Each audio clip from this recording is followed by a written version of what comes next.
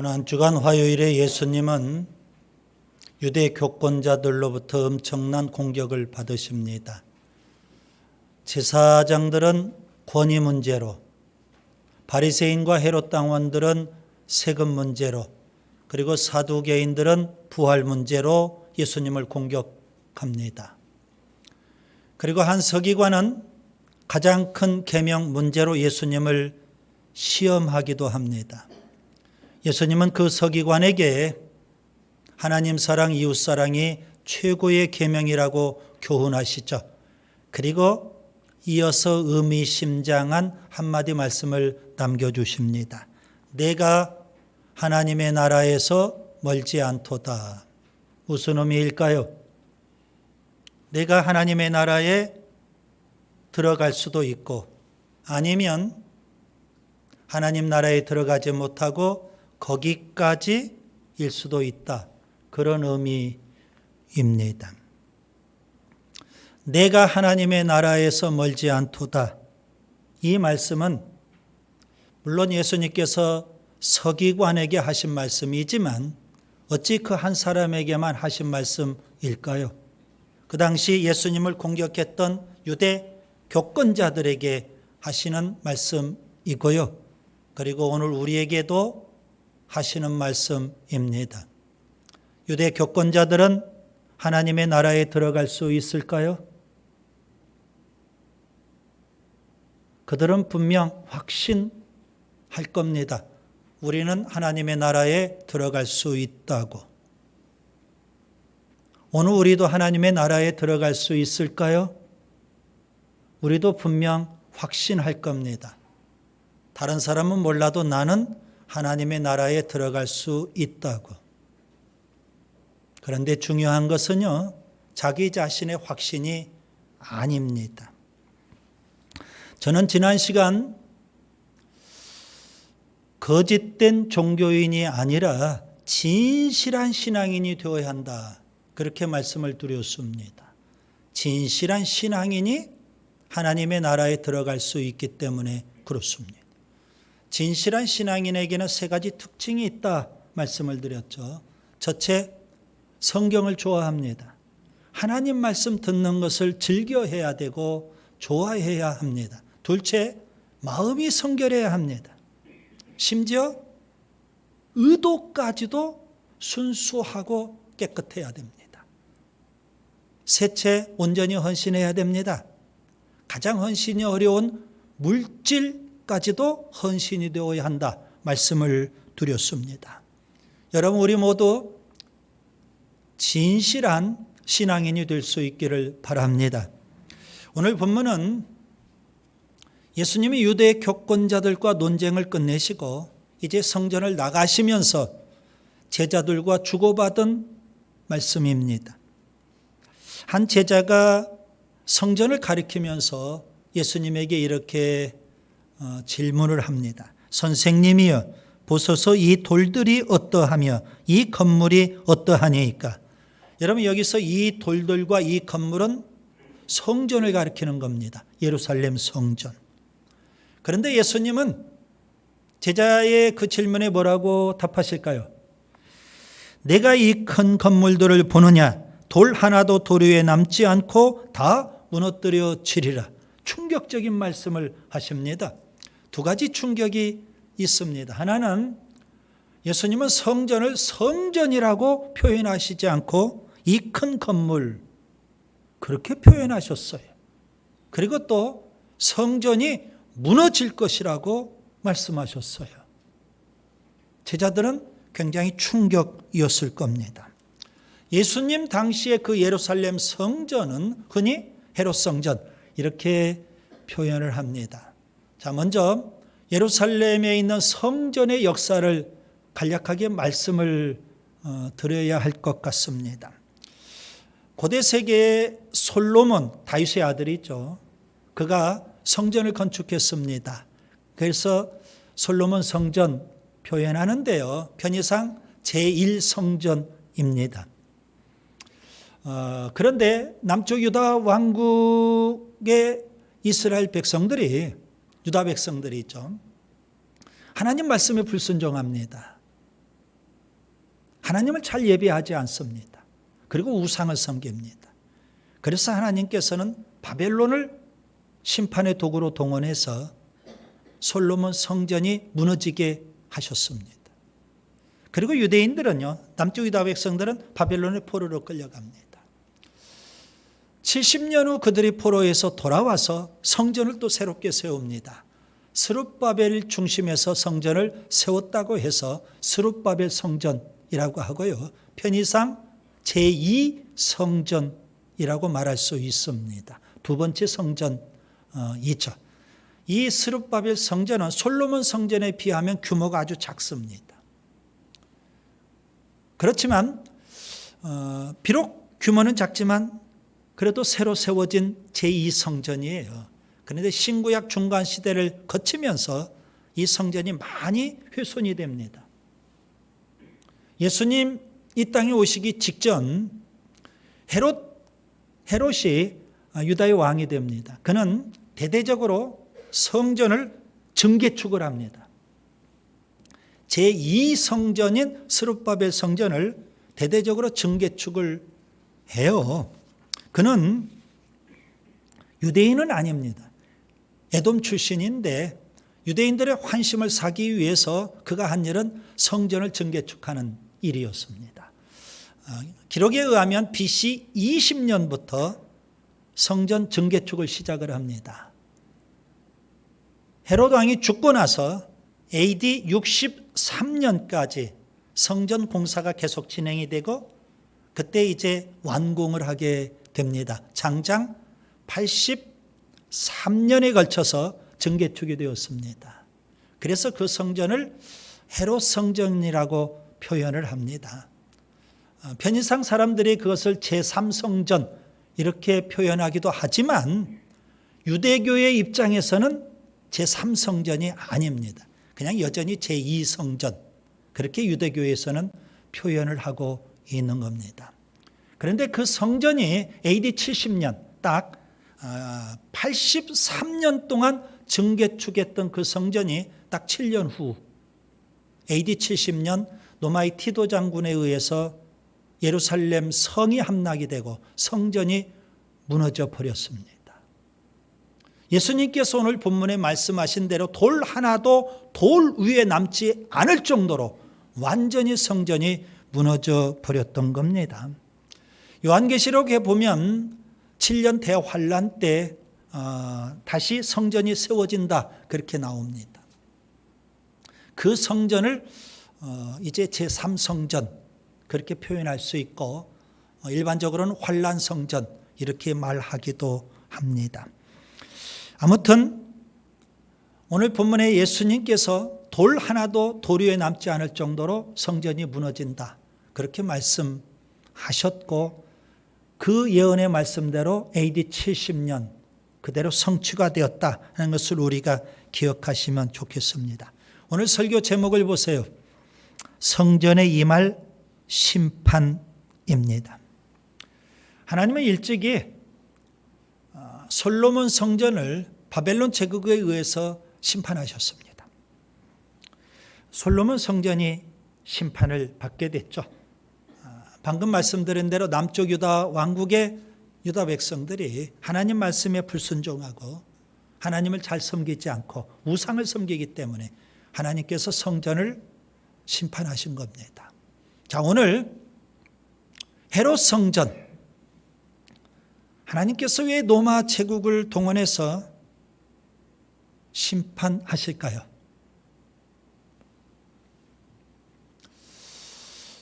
오늘 이 본문의 말씀은요, 물론 예수님과 제자들 사이에 오고 간 말씀, 그래서 제자들이 들었던 말씀이 있죠. 그런데 1차적으로는 유대교가 들어야 될 말씀이고 유대 교권자들이 들어야 되고 유대인들이 들어야 될 그런 말씀입니다. 그런데 그들은 정작 예수님의 말씀을 전혀 듣지 않죠.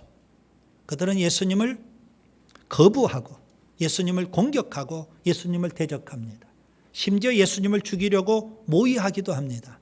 결국 빌라도 총독과 결탁을 해서 예수님을 십자가에 죽게 했던 겁니다. 여러분, 성전에 대한 심판은 형식화된 유대교에 대한 심판이 되는 겁니다. 성전에 대한 심판은 외식하는 유대 교권자들에 대한 심판인 겁니다. 성전에 대한 심판은 거짓된 유대인들에 대한 심판입니다. 오늘 본문에서 예수님은 성전을 심판하실 거다, 그렇게 직접적으로 말씀하시지만 히브리서에 보면 개혁이라는 단어로 그렇게 표현되어 있습니다. 히브리서 9장 10절, 이런 것은 먹고 마시는 것과 여러 가지 씻는 것과 함께 육체의 예법일 뿐이며 개혁할 때까지 맡겨둔 것이라 했습니다. 거기에 보면 개혁이라는 단어가 나옵니다. 하나님은 예수님을 통해서 뭘 개혁하고자 하셨을까요? 한마디로 표현하면 유대교를 기독교로 개혁하시는 겁니다. 새 술은 새 부대에 담아야 하기 때문에 그렇습니다. 자, 성전 건물이죠. 그걸 이제 공동체인 교회로 개혁하시는 겁니다. 옛 언약인 율법, 그것을 새 언약인 복음으로 개혁하시는 겁니다. 속죄 문제에 있어서 짐승의 피, 그것을 예수님의 십자가의 피로 개혁하시는 겁니다.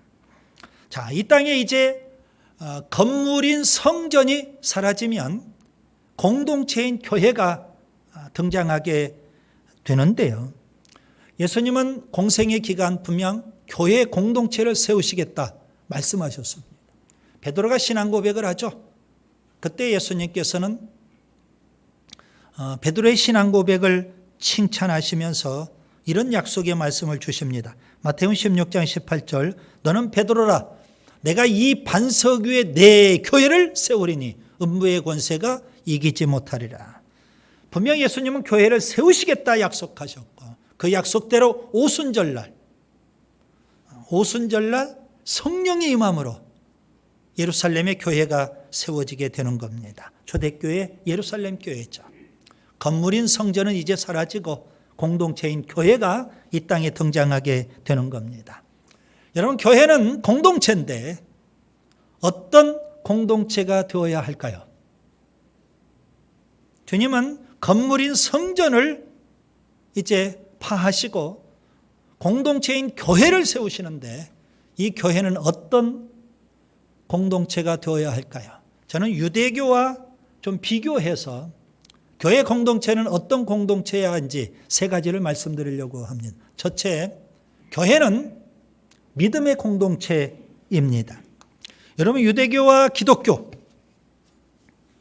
그 차이가 분명히 있죠.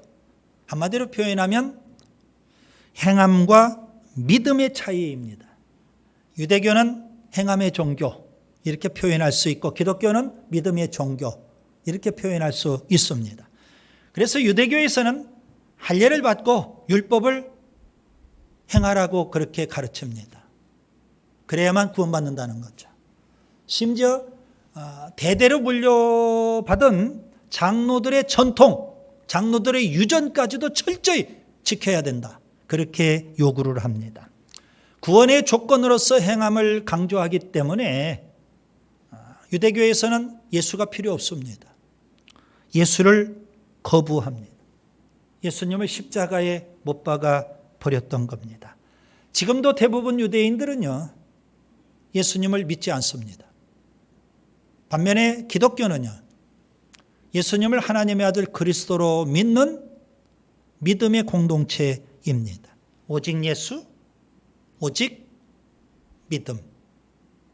중요한 차이죠? 여러분은 예수님을 믿으시는지요? 예수님을 하나님의 아들 그리스도로 고백하시는지요? 마태복음 16장 베드로가 신앙 고백을 합니다. 주는 그리스도시요 살아계신 하나님의 아들이시니이다. 그때 예수님께서 베드로를 축복하셔요. 신앙 고백을 축복하시는 겁니다. 바요나 시몬아 내가 복이 있도다. 이를 내게 알게 하니는 혈육이 아니요 하늘에 계신 내 아버지시니라. 여러분, 베드로가 예수님을 하나님의 아들 그리스도로 알고 신앙을 고백할 수 있었던 것은 베드로가 배워서 한 게 아닙니다. 남에게 들어서 안 게 아닙니다. 하나님께서 계시해 주셨기 때문에 그는 예수님을 그리스도로 하나님의 아들로 그렇게 믿고 고백할 수 있었던 겁니다. 여러분, 행함이냐 믿음이냐, 이 문제는 유대교냐 기독교냐 문제처럼 굉장히 큰 문제입니다. 그런데 오늘 우리에게 오해가 있어요. 행함이냐 믿음이냐, 이 문제에서 우리는 자꾸 선택하려고 합니다. 그렇죠? 믿음으로 구원받으니까 믿음을 선택하고 행함을 내려놓으려고 하죠. 여러분, 교회가 믿음을 강조한다고 해서 결코 행함을 내려놓아서는 안 되는 겁니다. 구원 문제에 있어서 결정적으로 중요한 것은 믿음입니다.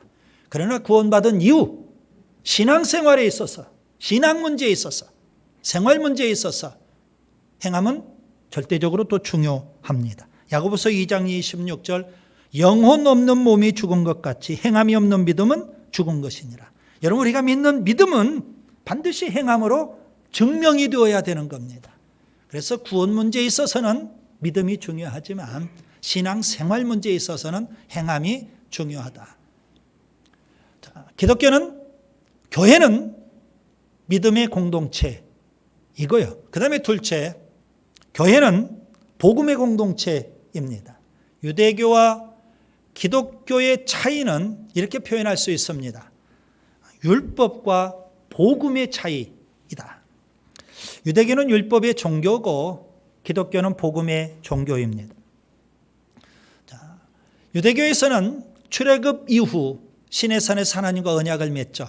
그걸 시내산 언약이라고 표현합니다.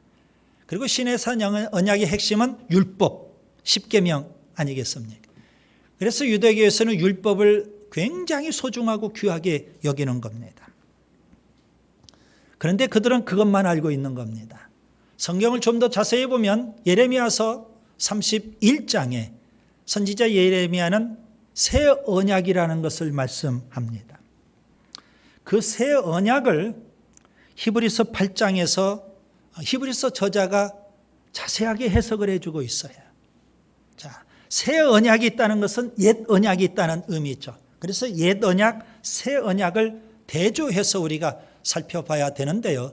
히브리서 저자는 새 언약의 중보자가 예수 그리스도라고 그렇게 증언해 주고 있습니다. 그래서 시내산에서 언약을 맺고 그래서 하나님으로부터 율법을 수여받았는데 그건 옛 언약이고요. 새 언약은 예수님의 십자가의 죽음과 부활을 통해서 우리가 구원받게 된 그 언약, 십자가의 언약을 새 언약 이렇게 표현할 수 있습니다. 그것이 바로 복음입니다. 자, 율법이냐 복음이냐 아주 중요한 겁니다. 유대교냐 기독교냐 이 문제만큼 중요한 건데요. 우리는 율법이냐 복음이냐 이 문제에 있어서 또 오해가 있습니다. 자꾸만 선택하려고 합니다. 율법은 내려놓고 복음을 선택하는 거 아니겠느냐? 아닙니다. 역할의 문제라고 저는 보고 있습니다. 여러분, 율법의 역할은 뭐고 복음의 역할은 뭔지를 우리가 좀 알아야 되는 겁니다. 율법의 역할은 뭘까요? 사도 바울은 로마서 3장 20절에서 율법의 역할을 이렇게 설명합니다. 율법으로 죄를 깨달음이라. 여러분, 율법의 역할은 우리로 하여금 죄를 깨닫게 하는 역할을 합니다. 율법 계명이 주어지기 전에 우리는 부모를 효도하지 않는 것, 이게 죄인 줄 모르는 겁니다. 율법에서 내 부모를 공경하라 그랬는데 그 계명을 지키지 않으면 이게 죄가 되는구나. 살인하지 말라, 간음하지 말라, 도덕질하지 말라, 그 계명이 주어지기 전에 우리는 그 일을 행해도 그게 죄인 줄 모릅니다. 그런데 계명이 주어짐으로 이게 죄가 되는구나 깨닫게 되는 겁니다. 율법을 통해서 우리가 깨닫는 것은 우리는 죄인이라는 사실. 복음의 역할은 뭘까요? 바울은 로마서 1장 16절에서 이렇게 복음의 역할을 설명합니다. 이 복음은 모든 믿는 자에게 구원을 주시는 하나님의 능력이 됨이라. 여러분, 복음을 통해서 특별히 예수님을 믿음으로 우리가 구원받는다는 겁니다. 자, 그러면 율법과 복음은요, 선택의 문제가 아니라는 거죠. 먼저 율법을 통해서 우리가 죄인인 것을 깨달아야 되고요. 그렇기 때문에 죄인된 우리가 어떻게 구원받을 수 있을까요? 이제 복음을 붙잡아야 되는 겁니다. 복음을 통해서 예수님을 믿음으로 우리가 구원받게 되는 줄 믿습니다. 그래서 여러분, 율법과 복음 굉장히 중요한 문제이죠. 예수님은 우리의 모든 죄를 지고 십자가에 죽으셨지만 사망 권세를 이기고 부활하셨습니다. 십자가에 죽으신 그 예수님을 믿으면 우리가 죄사함을 받는 겁니다. 부활하신 예수님을 믿으면 우리가 영원한 생명, 영생을 얻게 되는 겁니다. 죄사함, 영생, 이것이 바로 예수 믿음으로 우리가 받은 구원이죠. 여러분, 교회를 교회되게 하고 그리스도인을 그리스도인 되게 하는 것은 바로 복음에 있는 겁니다. 교회는 어떤 곳일까요? 복음을 경험한 사람들의 공동체, 이렇게 표현할 수 있습니다. 그 다음에 셋째, 교회는 사명의 공동체입니다. 유대교와 기독교 차이가 분명히 있어요. 또 이렇게 한번 표현해 보려고 합니다. 유대교와 기독교의 차이는 예루살렘 성전이죠. 성전과 땅끝의 차이, 이렇게 볼 수가 있습니다. 유대교는 성전을 지향합니다. 기독교는 땅끝을 지향하는 겁니다. 유대교는 유대인 중심, 그래서 예루살렘 성전을 지향하고 모이려고 하는 겁니다. 기독교는 이방인 중심, 그래서 땅끝을 지향하면서 흩어지게 되는 겁니다. 유대인들은 그들은 선민의식을 갖고 자꾸만 예루살렘 성전으로 모이는 겁니다. 기독교는 사명의식을 갖고 자꾸만 땅끝으로 흩어져서 나아가는 겁니다. 그래서 여러분, 성전이냐 땅끝이냐, 그 바로 유대교냐 기독교냐의 차이일 수 있습니다. 구약에 보면 하나님의 원래의 계획은 이렇습니다. 아브라함을 택하시고, 그리고 아브라함을 통해서 이스라엘 백성을 선택하시고, 이스라엘 백성을 통해서 하나님께서는 열방, 세상 모든 만민들에게 구원의 복을 주시는 것, 하나님의 원래의 계획입니다. 그런데 그 하나님의 원래의 계획대로 이스라엘 백성들이 살면 얼마나 좋겠어요. 그들은 제사장 나라가 되어야 되는데도 불구하고 그들은 유대인이냐 이방인이냐 분리를 시작합니다. 본인들은 선민의식을 갖고 하나님도 독점하고 성전도 독점을 하고 이방인을 짐승 취급하고 이방인과 담을 쌓고 원수처럼 살아왔던 겁니다. 대표적인 사람이 선지자 요나입니다. 그는 니느웨 성에 가서 복음을 전하는 하나님의 사명을 갖고도 도망을 갑니다. 왜요? 니느웨 백성들은 우리와 원수예요. 그들이 복음을 듣고 구원받으면 안 된다는 겁니다. 그게 바로 이스라엘 백성들이었어요. 독특한 선민의식 때문에 그들은 자기들만 구원받고 자기들만 하나님을 소유하고 성전도 자기들만 소유해야 된다고 생각을 했던 겁니다. 여러분, 유대인이냐 이방인이냐 이 문제에서 우리가 오해하면 안 되는 겁니다. 우리는 자꾸 선택하려고 합니다. 그런데 예수님은 십자가의 죽으심으로 유대인과 이방인 사이에 막힌 담을 허셨고요. 유대인과 이방인의 원수 관계를 십자가로 해결해 주셨던 겁니다. 에베소서 2장 14절, 그는 우리의 화평이신지라 둘로 하나를 만드사 원수된 것 곧 중간에 막힌 담을 자기 육체로 하시니라. 그래서 유대인과 이방인, 이제는 예수님의 십자가를 통해서 하나가 되었다는 겁니다. 그 하나가 바로 한 몸 교회 공동체입니다. 여러분, 교회는 유대인이든 이방인이든 차별하지 않습니다. 한 몸 공동체입니다. 예수님께서는 승천하실 때 앞으로 탄생할 오순절날 세워질 교회 공동체에 지상명령을 주십니다. 마가복음 16장 15절, 너희는 온 천하에 다니며 만민에게 복음을 전파하라. 사명을 맡겨주셨어요. 여러분, 교회를 교회되게 하고 그리스도인을 그리스도인 되게 하는 것은 사명에 있는 겁니다. 왜 하나님께서 유대인들이 유대교에서 그렇게 신성시하는 성전을 무너뜨리실까요? 성전의 유통기한이 끝난 겁니다. 유대교의 유통기한이 끝난 겁니다.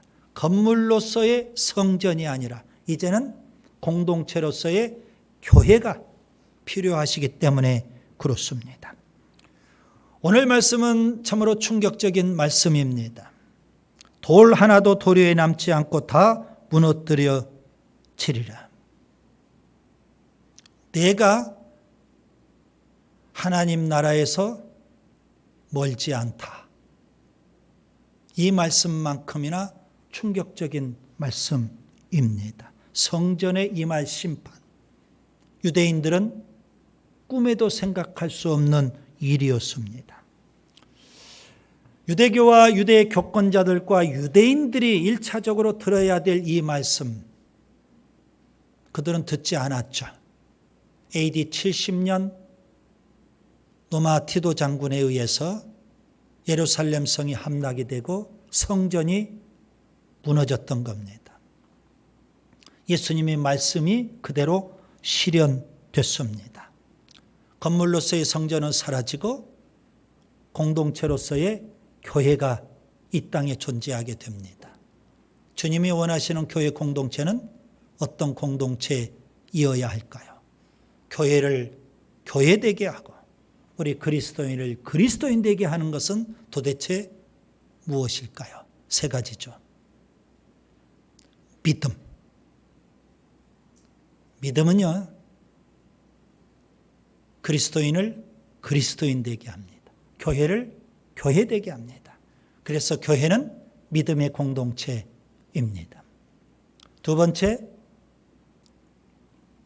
교회를 교회 되게 하고 그리스도인을 그리스도인 되게 한 것은 복음입니다. 교회는 복음의 공동체입니다. 셋째, 교회를 교회 되게 하고 그리스도인을 그리스도인 되게 하는 것은 사명입니다. 교회는 사명의 공동체입니다. 성전 유대인들은 모이기만 힘썼어요. 그런데 교회는요, 사명을 갖고 땅끝을 지향해서 나아가는 겁니다. 오늘 우리 교회 믿음의 공동체, 복음의 공동체, 사명의 공동체가 될 수 있기를 바랍니다. 예배당 건물입니다. 건물이 중요한 것이 아니라 공동체. 그 공동체 안에는 믿음, 복음, 그리고 사명, 이것을 교회되게 하는 것. 그런 교회가 될 수 있기를 바랍니다.